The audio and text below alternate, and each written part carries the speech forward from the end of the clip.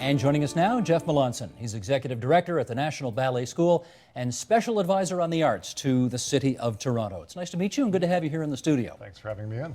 Why'd you take the job? Well, I'm an arts worker, love the arts, love Toronto, and I thought this was a great opportunity to work with a new administration in terms of ensuring that the arts are playing a significant role in our city going forward. Knowing how, you'll forgive me for saying it, unpopular Mayor Ford is in, I guess, with many of the people who frequent the arts scene, how much flack have you encountered since you accepted the position? You know, I don't think I've received that much flack. I think a lot of folks realize that this is a mayor that is mayor of our city for the next 4 years, and we do have to find a way to work meaningfully with him and the administration. So certainly there was uncertainty when he was elected because there wasn't an arts platform attached to his particular campaign, and I think people are now seeing that there's an opportunity for artists in the arts community to play a role in crafting that strategy. Fair to say not too many votes for Rob Ford in the arts community?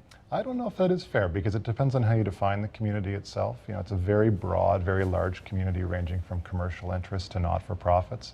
We all have board of directors as well that tend to come from the private sector and bring lots of financial resource. It's very critical to us. So, I think that certainly the arts debates, the mayor's arts debates, were not sort of the most effective interface between the mayor and the community. But partially it's my job to hopefully mend that fence and create better opportunities for us to have that discussion. Okay, let's play some tape here.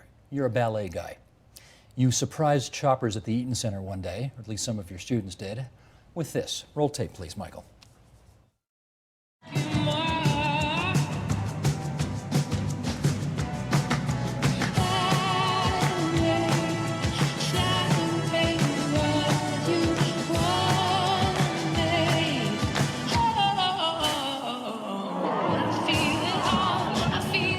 Was this one of those just, obviously planned, but seemingly impromptu moments at the mall one day? Yes, well, it's a flash mob. I'm glad to see that particular clip because I'm actually a little bit later in that video. You didn't catch that, so thank you for that. Were you dancing? I was dancing. Yikes. Yeah, and the range of age of participants was from 7 to 82 of that in that work, 350 people.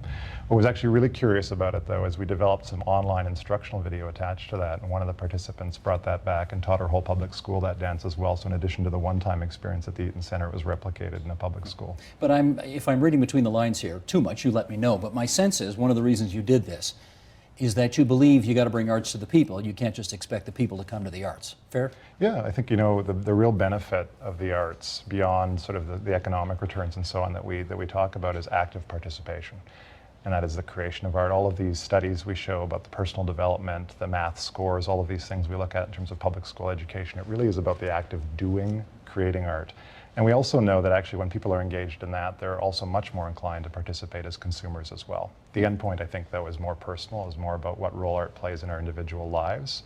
And the outpouring of that, or the indirect benefit to the sector, is that people actually participate in terms of donating money and buying tickets to our events. Let's focus on the business case a bit here, because I gather one of the things that brought you to the attention of Mayor Ford and the people in his office was an article in Canadian Business Magazine where you outlined your ideas about how artists need to, I guess, rethink what it takes to be a successful artist in the 21st century. It's not just obviously sitting back waiting for government grants to come in and doing your thing accordingly. What was the nub of the argument you were making in that piece? Well, I think ultimately revenues of all kinds are important. So government funding is important. At no point would I advocate, or would anyone in the arts community advocate, for less government resource. Sure. In fact, if anything, we have to reimagine it. Private sector and earned revenues are important as well. I think the nub of the argument is art is a sector that evolves. And we've had discussions in the past around the advent of radio and how radio was going to destroy art and TV was going to destroy and change art. We're living in a digital economy now where sort of the opportunity to create and consume art is changing as compared to what one could do 10 years ago. So we need to adapt to that.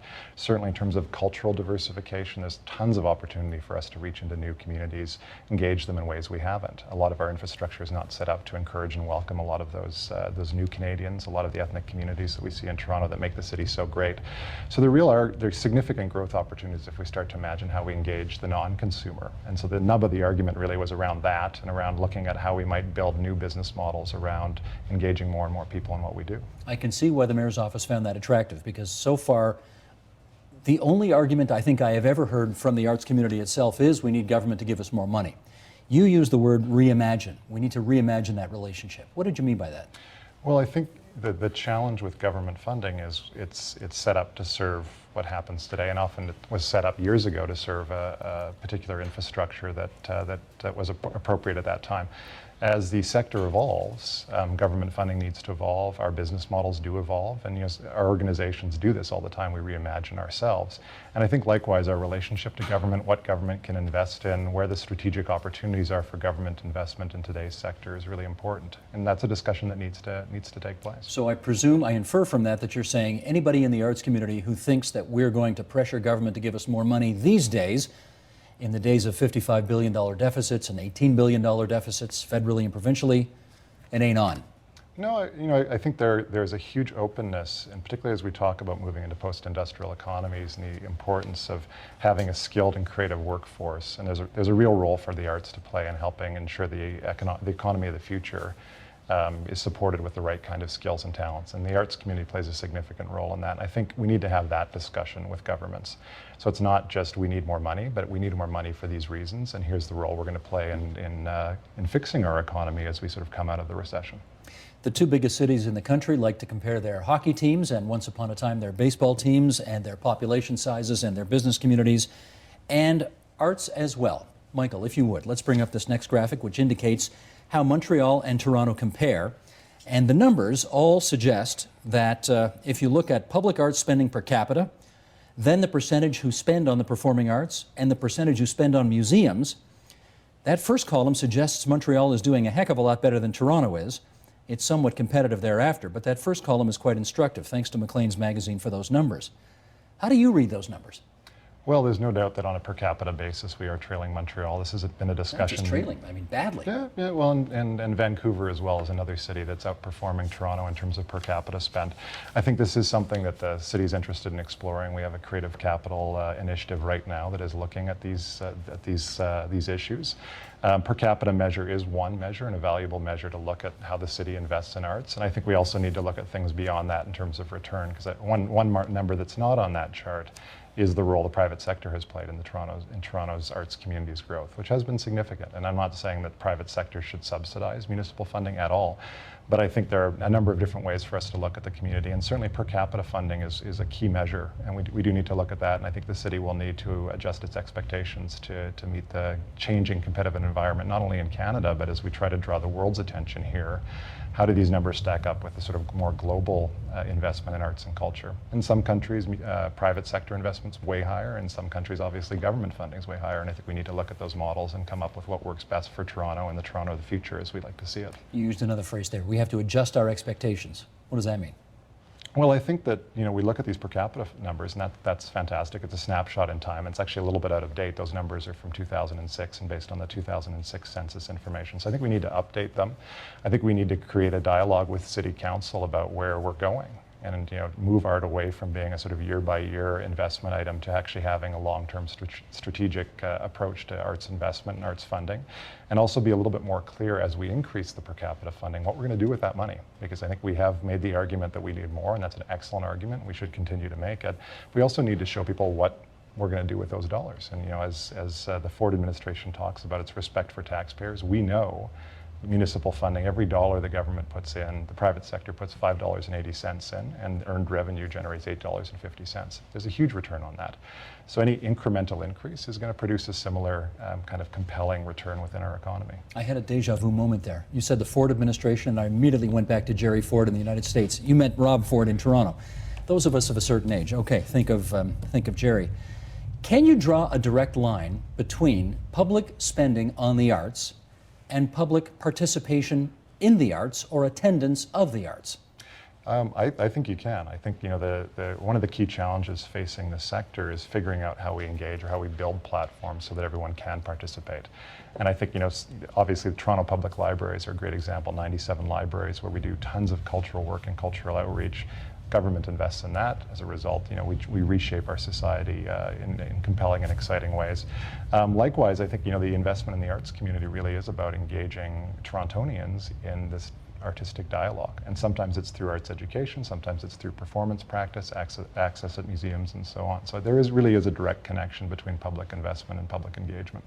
The Ford administration, as you put it, is in the process of putting a budget together right now. Does that budget adequately fund the arts in your view? I think it's premature to talk about the 2012 budget just because they've just wrapped up the 2011 budget, and the Creative Capital Initiative, which is doing its work now and is reporting to Council in May, I think will play a really significant role in the evaluation of where arts fits in next year's budget. I think it's critical. I think what the city staff have done in coordinating a sector-wide consultation that's being spearheaded by Michael Thompson, the councillor responsible for economic development and culture, has been really exemplary in terms of reaching out into diverse corners, screen-based industries, museums, and so on. So I think there'll be a really exciting report back to council that will really equip council to look not at a few voices, but many hundreds of voices that have come to the table. You've got a bit of a relationship with the mayor of the city now. So my hunch is people are looking to you, particularly people in the arts community, who want to see the budgets go up, or at the best, not cut.